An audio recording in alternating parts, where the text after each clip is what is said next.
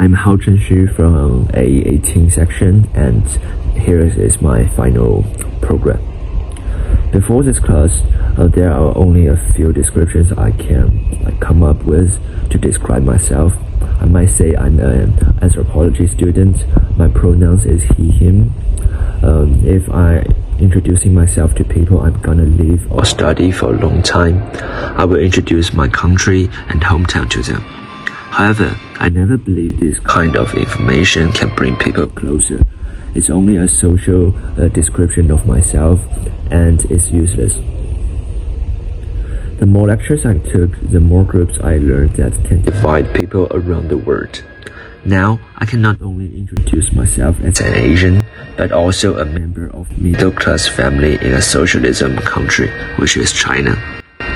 As an Asian, I'm definitely interested in the history of Asian immigration, which is still one of the biggest population who immigrate to America. Besides, because I grew up in China, I have barely learned knowledges about capitalism, and that's a reason why I choose to talk about the concepts in Week 7 and Week 10 in the next part.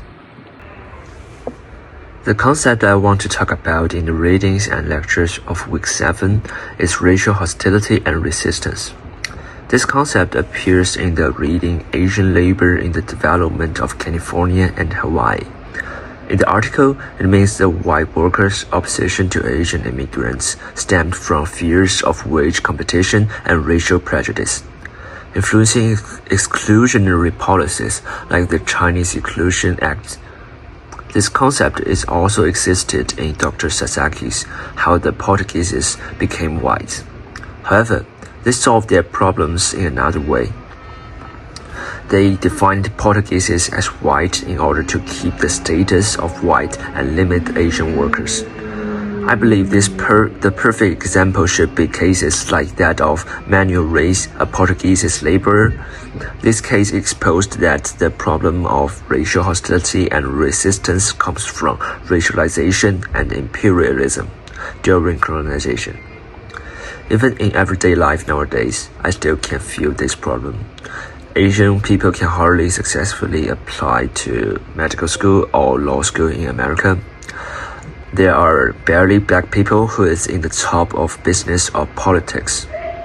However, the efforts every industry did, for example, using more black, Asian or LGBTQ actors or actresses in the film industry, is the same as colonizers did to take down Hawaii.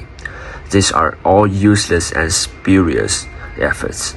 One example from the lecture, the specific example, is the industrial plantation economy. This industry in Hawaii sharply stratified social structure based on class and race, used to create and maintain an orderly and submissive cheap workforce, which was Asian labor. One similar concept in the Week 10 reading I find is the historical continuities in racialized control. The concept is easy to understand. In my opinion, it's a concept that believes immigration restrictions are related to the slavery history policies. To be more specific, in the passage of anti-black racism and the nativist state, Barber demonstrates how the roots of immigration restrictions lie in slavery-era policies, where control over black mobility formed the basis of systematic exclusion. On the other hand, Nagy explores how racialized immigration laws reinforced ideas of national belonging tied to whiteness, creating legal and social barriers for non-European immigrants. Loy situates globalization within a long history of Western dominance, from colonialism to neoliberalism, showing how these systems continue to oppress marginalized populations globally. For instance, the racism towards black people these days comes from the slavery in 19th century, which perfectly proves the historical continuities in racialized control. When we look into the passages, we can find multiple lines to describe this concept. In Barber's anti-black racism and the nativism state, Barbara traces racialized control back to the colonial era, where anti-black racism influenced policies restricting mobility.